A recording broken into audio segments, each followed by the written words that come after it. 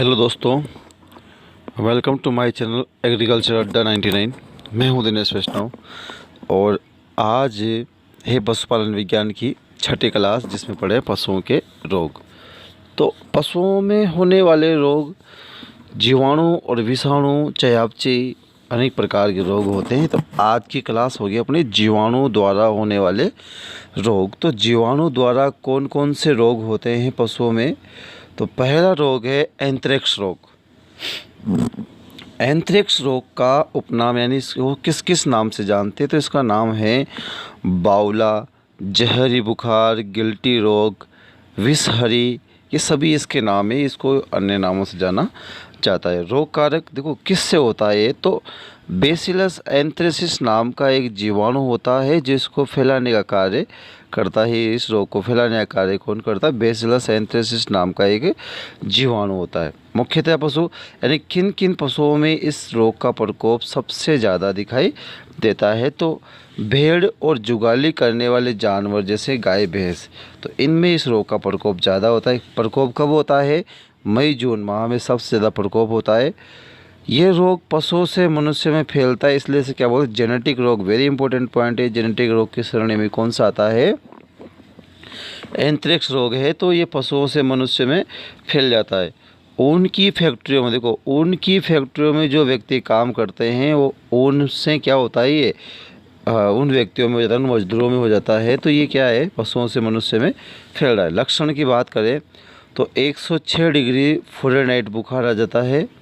देखो पशु का टेम्परेचर बढ़ता है जब उसका शरीर या फिर उसे एंथ्रेक्स रोग है, कोई सा भी रोग होता है तो उसके शरीर का टेम्परेचर बढ़ता है। लगभग सभी बीमारियों में शरीर का तापमान 106-107 डिग्री फ़ारेनहाइट तक हो जाता है। तो ध्यान रखना आप इस बात को।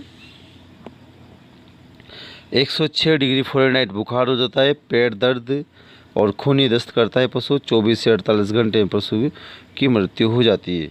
देखो वैक्सीन की बात करें तो एंथ्रेसिस वैक्सीन यानी कि AS वैक्सीन का टीका लगवाते हैं। और टीका कब लगाते हैं? अगस्त माह में इसका टीका लगाया जाता है। ठीक है दोस्तों, तो ये थी एंथ्रेक्स रोग पर अपन ने जो बात की थी। देखो आपके जो जेट ICR BHU जिनमें एग्जाम में क्वेश्चन आता है वो इसके कभी लक्षणों से इनसे आदिन तक क्वेश्चन नहीं आया। क्वेश्चन आता है एंथ्रेक्स रोग किसके कारण होता है, अधिकांश आपके रोग कारक पूछ लेगा बेसिलस एंथ्रेसिस नामक जीवाणु के द्वारा, या जीवाणु विषाणु कवक किसके कारण होता है, तो आपको जीवाणु के द्वारा होता है। ये किसके कारण होता है?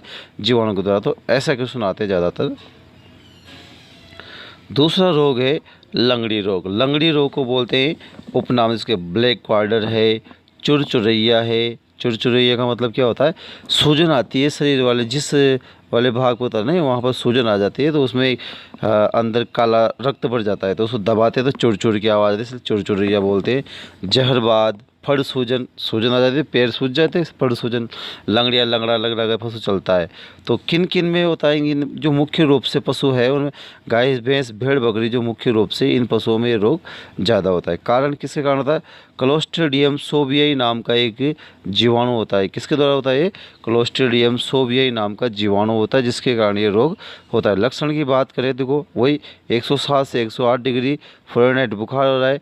पैर व कंधे में दर्द होता है और पशु के अंगों में सूजन आ जाती है। जो मांसल भाग होते हैं वहाँ पर सूजन आ जाती है। उन सूजन वाले भाग को दबाते हैं तो उसमें चुर्र चुर्र की आवाज़ आती है, यानी कि जो काला रक्त होता है ना वो इधर उधर होता है तो चुर्र चुर्र की आवाज़ आती है उससे। तो और चीरा लगाने पर काला झागदार रक्त बाहर निकलता है काले रंग का। तो ये इसकी मेन विशेषता है। चुर्र चुर्र की आवाज़ किस रोग में आती है? लक्षण क्या है? चुर्र चुर्र की आवाज़ आना, तो ये लंगड़ी रोग का है। और कारण ध्यान रखना आप, क्लोस्ट्रीडियम सोवियाई नामक के। वैक्सीन की बात करें तो वैक्सीन कौन सी काम में लेते हैं? BQ पॉलीवैलेंट वैक्सीन काम में लेते हैं इसके लिए। और कब लगाता है? मई जून माह में टीका लगाया जाता है। वैक्सीन BQ पॉलीवैलेंट वैक्सीन काम में ली जाती है। तो ये था आपका लंगड़ी रोग। तो 2 रोग हो गए अपने। तीसरा जो रोग है वह है थनैला रोग। थनैला रोग देखो नाम से स्पष्ट है कि पशु के कोई अंग प्रभावित कर रहा है, यानी कि थनों को प्रभावित कर रहा है। पशु में जो थनैला रोग हो रहा है वो थनों को प्रभावित कर रहा है। तो थनों देखो उपनाम क्या क्या है इसके, इसको बोलते हैं मेस्टाइटिस के नाम से जानते हैं। मेस्टाइटिस है, स्तन शोथ है। स्तन शोथ का मतलब क्या है? आयन जो होता है ना वहाँ पे रोग हो जाता है। आयन का शीत बोलते हैं। अब मुख्य रूप से किन किन पशुओं में होता है, तो जो पशु अधिक दूध देता है, जैसे गाय भैंस सबसे ज़्यादा दूध देते हैं, तो अधिक दूध देने वाले पशुओं में ये रोग अधिक होता है। तो गाय भैंस में इसका प्रकोप ज़्यादा होता है। रोग कार्य की बात करें तो गाय भैंस में स्ट्रेप्टोकोकस नाम का एक जीवाणु होता है, वो इस रोग को फैलाने का कार्य करता है। कौन सा? स्ट्रेप्टोकोकस नाम का जीवाणु। अब लक्षण की बात करें, पशु बेचैन हो जाता है, भूख में कमी आती है, आयन में दर्द होता है। जब आयन का शीत है, आयन में होता है तो आयन में दर्द होगा। थनों से निकला हुआ दूध पहले पीला होता है, बाद में क्या होता है? लाल रंग का। क्या होता है कि हाँ, हल्के हल्के रक्त के छींटे आने लग जाते हैं, उसे बोलते हैं अपन। तो हाँ, जो दूध होता है वो कैसा होता है? हल्का हल्का लाल रंग का हो जाता है और रोग से ज़्यादा ग्रसित हो जाता है, तो दूध के स्थान पर रक्त निकलता है पशु के आयन से। और रोकथाम की बात करें तो रोकथाम के मेस्टाई वैक्सीन है, मेस्टाई वैक्सीन को काम में लेना चाहिए। किसके लिए? थनैला रोग के रोकथाम के लिए। उसके बाद अगला रोग है गलघोटू रोग, एचएस रोग। उपनाम क्या है इसका? हेमोरेजिक सेप्टिमिया या गुरखा रोग। हेमोरेजिक सेप्टिमिया है, गुरखा रोग है। तो ये किस किस पशुओं में ज़्यादा होता है? देखो, पशु के गाय और भैंस में सबसे ज़्यादा प्रकोप इसका होता है। रोग कार्य की बात करें तो गाय में अलग से होता है, भैंस में अलग से होता है। जो गाय में होता है वो पास्चुरेला बोविसेप्टिका नामक एक जीवाणु होता है, वो इसको फैलाता है। और भैंस होती है उसमें पास्चुरेला बुवेलिसेप्टिका नामक जो जीवाणु होता है वो इसको फैलाता है। तो और लक्षण की बात करें तो आप ध्यान रखना, गाय और भैंस का दोनों का अलग है। बोविसेप्टिका है आपके गाय का है और भैंस का है बुवेलिसेप्टिका। पास्चुरेला बुवेलिसेप्टिका, पास्चुरेला बोविसेप्टिका, दोनों को ध्यान रखना। देखो इसको कैसे याद, इसका भैंस का बुवेलिसेप्टिका, तो इसमें थोड़ा सा अजीब सा लग रहा है, तो इसको इस तरीके से ध्यान रखना आप। लक्षण की बात करें तो 104 से 108 डिग्री फ़ारेनहाइट बुखार आना, शरीर का तापमान बढ़ना, सांस लेने में परेशानी होती है, घुर्र घुर्र की आवाज़ करता है पशु। गलघोटू क्या है? गले में होता है, गले को प्रभावित कर रहा है, तो घुर्र घुर्र की आवाज़ आना। कौन से रोग में? गलघोटू रोग में।